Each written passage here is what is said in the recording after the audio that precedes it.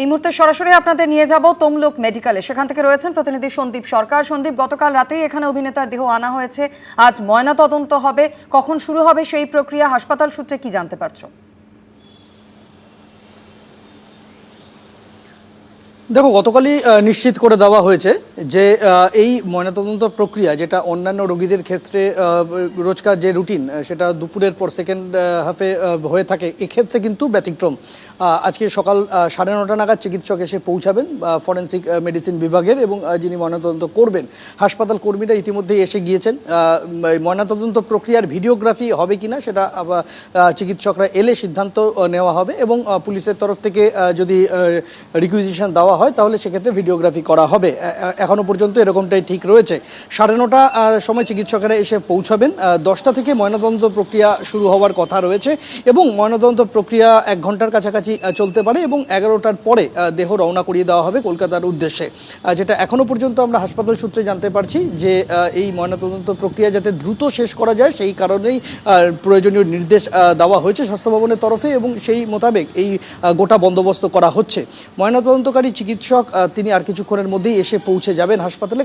কালকে একদম মধ্যরাতে 12:30 নাগাদ দীঘা হাসপাতাল থেকে দেহ নিয়ে আসা হয় এখানে তমলুক গভর্নমেন্ট মেডিকেল কলেজ হাসপাতালে, এবং সেখানকার মর্চুয়ারিতে এই মুহূর্তে দেহ রাখা রয়েছে।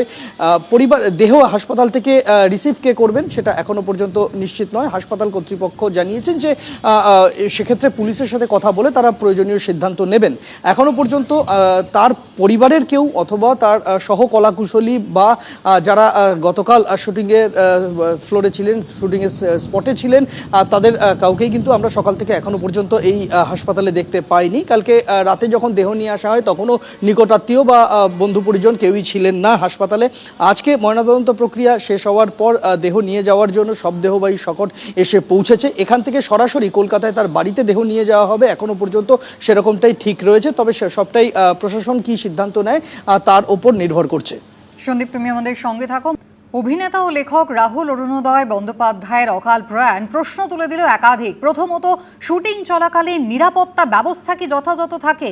গতকাল যেখানেই দুর্ঘটনা ঘটে সেই জায়গায় শুটিংয়ের যে অন্য সদস্যরা তারা কি উপস্থিত ছিলেন? কতক্ষণ ধরে নিখোঁজ ছিলেন অভিনেতা? সরাসরি আপনাদের ঘটনাস্থলের কাছাকাছি নিয়ে যাওয়ার চেষ্টা করব, কারণ আমাদের প্রতিনিধি পার্থপ্রতিম ঘোষ সেই ঘটনাস্থলের দিকে যাওয়ার পথে রয়েছেন এই মুহূর্তে। পার্থ, যদি ছবিটা একবার দেখা যায়, এমনিতে আমরা জানি এই সময় প্রচুর পর্যটকের ভিড় রয়েছে, তার মধ্যে একটা শুটিং পার্টি তারা কাজ করছে, স্বাভাবিকভাবে মানুষের একটা আগ্রহ রয়েছে। সেখানে রাহুল কি কোনোভাবে একা হয়ে গিয়েছিলেন? কতক্ষণ ধরে নিখোঁজ ছিলেন, কি জানা যাচ্ছে? দেখো, স্থানীয় এবং প্রত্যক্ষদর্শীর সঙ্গে কথা বলে যে জায়গায় ঘটনাটি ঘটেছে সেই জায়গার ঘটনাস্থলটি আমার সহকর্মী শ্যামলকে দেখাতে বলবো।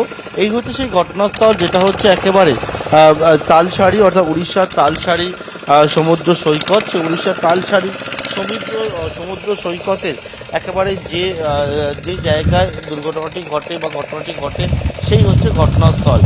যে ঘটনাস্থলেরটা তোমার বলছিলাম কোন জায়গায় ঘটনাটি ঘটে, স্থানীয়রা বলছেন যে এখানে কিন্তু গত পরশু থেকে শুটিং চলছিল, এবং যখন শুটিং চলছিল সেই শুটিং চলাকালীন অবস্থার পরবর্তীকালে এই যে জায়গা রয়েছে, যে জায়গায় স্বাভাবিকভাবে বুঝতে পারছি আমরা গিয়ে দেখাবো যে জায়গায় ঘটনাস্থলটি, সেই জায়গায় গত পরশু থেকে যখন শুটিং চলছিল গতকালকেও এখানে শুটিং চলে, এবং সেই শুটিং চলে যে জায়গা, এই হচ্ছে একটি যে চড়া রয়েছে এবং যে জায়গায় একটা এখানে ল্যান্ড রয়েছে, এবং সেই জায়গা থেকে কিন্তু এই যে একেবারে তালসারি বিচ, সেই তালসারি বিচের এখানে অনেকেই আসেন।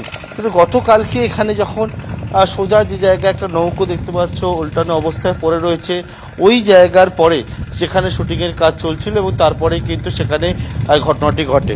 স্থানীয়রা কি বলছেন? স্থানীয়রা বলছেন যে যখন এই যে জায়গা, এখানে খুব বেশি জল ছিল না, কারণ সেই সময় ভাটা চলছিল, এবং যখন ভাটা ছিল সেই সময় কিন্তু অভিনেতা রাহুল আর তার সহ অভিনেত্রী তারা একসঙ্গে যখন ওই জায়গাটায় ছিল, শুটিং টিমও ছিল কিছুটা পাশেই, এবং তো সেই সময় কি হয়, তারা সমুদ্রের যে জায়গায় পৌঁছে যায় তখনই কিন্তু প্রথমেই অভিনেত্রী, স্থানীয়রা যেমনটা বলছেন, তিনি পড়ে যান। তারপর রাহুল সেখানে যায় এবং যাওয়ার পরবর্তীকালে ওখানে চোরা বালি রয়েছে, সেখানে অভিনেতা তলিয়ে যান, আটকে যায়। এবং যে সময় ঘটনাটি ঘটে সেই সময় ভাটা ছিল যেহেতু, এবং তারপরেই হঠাৎ করে তার পরবর্তীকালে জোয়ার সবে শুরু হচ্ছিল, এবং তখনই এই রকম একটা মর্মান্তিক যে দুর্ঘটনা বা সেটা ঘটে। এবং যখন জোয়ার শুরু হয় তখন অভিনেতা যে জায়গায় ছিল সেই জায়গায় কিন্তু একেবারে তিনি আটকে যান। যারা স্থানীয়রা রয়েছেন এই জায়গায় আমি যাওয়ার চেষ্টা করব সামনের দিকে একটু, তাদের সঙ্গে কথা বলছিলাম। তারা জানাচ্ছিলেন যে গতকাল বিকেলবেলা এই মর্মান্তিক ঘটনা, যারা এখানে অনেকেই রয়েছেন থাকেন তারা দেখতে পান। কেউ বলছিলেন যে এখানে যে বোট রয়েছে সেই বোট যারা নিয়েছিলেন তারা কয়েকজন এগিয়ে আসেন, এগিয়ে এসে কিন্তু উদ্ধার করেন। কিন্তু গোটা বিষয় নিরাপত্তা, গোটা বিষয় যে প্রশ্ন সেটা হচ্ছে যে যেমনটা উড়িষ্যা পুলিশের তরফ থেকে বলা হচ্ছে যে কোনো রকমভাবে কোনো অনুমতি না নিয়ে শুটিং চলছিল, এবং সেই জায়গায় কিন্তু একেবারে যে নিরাপত্তাজনিত বেশ কয়েকটা প্রশ্ন, সেই প্রশ্ন উঠতে শুরু করেছে। যে ঘটনাস্থল সেটা হচ্ছে এই যে জায়গা যেখানে এখনও জোয়ার রয়েছে, ভাটা শুরু হয়েছে, এবং সেই জায়গায় আর কিছুটা পর সেই জায়গাটাকে একেবারে যে জায়গায় চড়া রয়েছে বলে স্থানীয়রা জানাচ্ছেন, চোরাবালি, সেখানে এই দুর্ঘটনাটি ঘটে। এবং কিভাবে ঘটলো সেই সমস্ত বিষয় পরবর্তীকালে পুলিশ খতিয়ে দেখবে। এখানে দেখতে পাচ্ছ যে একের পর এক বোট দাঁড়িয়ে রয়েছে, এবং সেই বোটগুলো হচ্ছে যারা পর্যটক রয়েছে তাদেরকে নিয়ে এখানে ঘোরায়। যে বোটগুলো রয়েছে তারা অনেকেই মাছ ধরার বোট রয়েছে, তাদের মাঝখান থেকে এইরকমভাবে একটা ঘটনা ঘটে গেল সবার সামনে। খুব বেশি যে এখানে জলের ওয়েভ বা ঢেউ থাকে তেমনটা কিন্তু নয়, এখানে জলের ঢেউ খুব বেশি থাকে না। তার পরবর্তীকালে এই রকম ঘটনা ঘটলো কিভাবে, সেই নিয়ে কিন্তু অনেকগুলো প্রশ্ন উঠছে, সেটা নিয়ে অনেকেই প্রশ্ন তুলছেন। এবং ইতিমধ্যেই কিন্তু এই ঘটনা নিয়ে শুটিংয়ের যে নিরাপত্তা, সেই নিরাপত্তা নিয়ে প্রশ্ন উঠছে।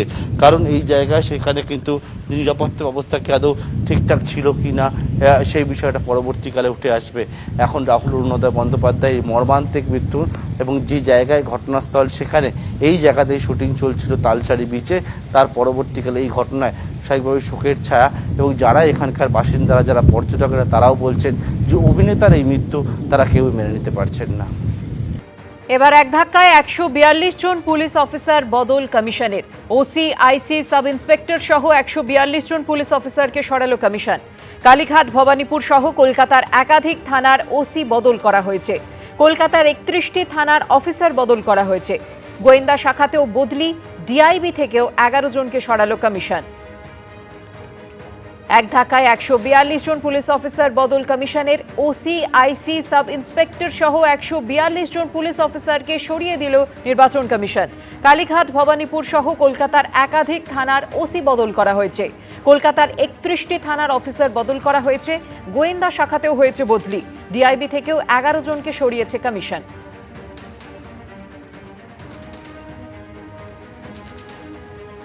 এবিপি আনন্দ, এগিয়ে থাকে, এগিয়ে রাখে।